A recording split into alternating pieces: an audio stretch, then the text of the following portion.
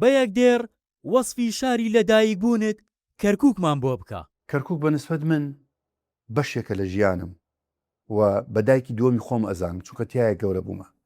کەرکووک وەلەوت دیێڕەوە بوو بە نیوەی نیوەکی ترم بدەرێ، یعنی شارێکی بەشخوراوی، یعنی مەزلومی، وێرانی، بێکەسی، یعنی خەڵکەکەی خۆشی خاوەنی نییە. ئەتوانی بڵێ منکوبترین شارە لە عالەمە لەبەرەوەی دەوڵەمەندترین شارە لە عالەمە. کۆڵانی عەرەبان و ژیانی منداڵی لەم شوێنە چۆن ئەزمونێک بوو بۆ تۆ؟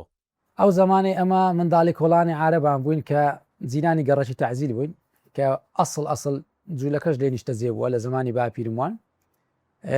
لە نێوان هەندێک مناڵە یاریمان دەکردی و گەمەمان دەکرد و بە شێوەی عالەمەکی بەڕائەت پاچی بێگردی لە ناوماندا بوونیە بوو کە زمانی منداڵیمە لە نەوەتەکان بەبیرم دێ هەموو جیرانەکان یەکتریان دەناسی و کۆڵانەکی هەژار نشین بوو و ئینسانی زۆر پاک و بێگەردی تێدا بوو و تەواوی سەرتاسەری دراوسەکان خزمەکان یەکتریشان دەناسی و ئەگەر دراوسەیەکمان میوانێکی یادبا لەو سەری کۆڵانێت ئەو سەری کۆڵان دەمازانی ئەو میوانەی کام شخصێوی کام ماڵە.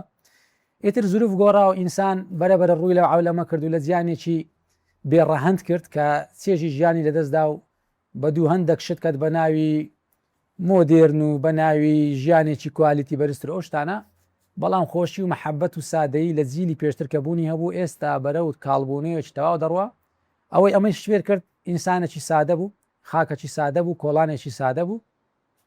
فەزلی ڕەب العالەمی لەو کۆڵانە لەگەڵ چەند کەسانێک کە برادەری باوکم بوون هەمووی ئەهلی مزگەوت بوون، لە مزگەوتی شێخی چۆلی نوێژمان دەکرد، منداڵ بووم پێشی وچمە قوتابخانەش بەبیرم دێ لە 95 و 94، یعنی لە مزگەوتی پاشا نوێژی بە جەماعەتمان دەکرد، خوا لێمان قبوڵکە.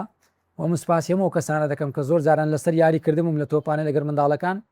یەک لەوانە برادری بابم ئێستاژە ژیان دامایە خوا تەمەنپانیان کە حاجی مزەفەرە کە مەشهورە کوڕی حاجی نورەدین بەقالی، بەبیرم دێ دەگوێڵە پێشم کۆ عومەر لە مزگەفتێ بانجیدایە ئەمەش بەدەست و پلە چپیزنا تۆپانە داهاتینە دەرێ نوێژەکانمان دەکرد و داهاتینەوە، یعنی چێژ و ژیان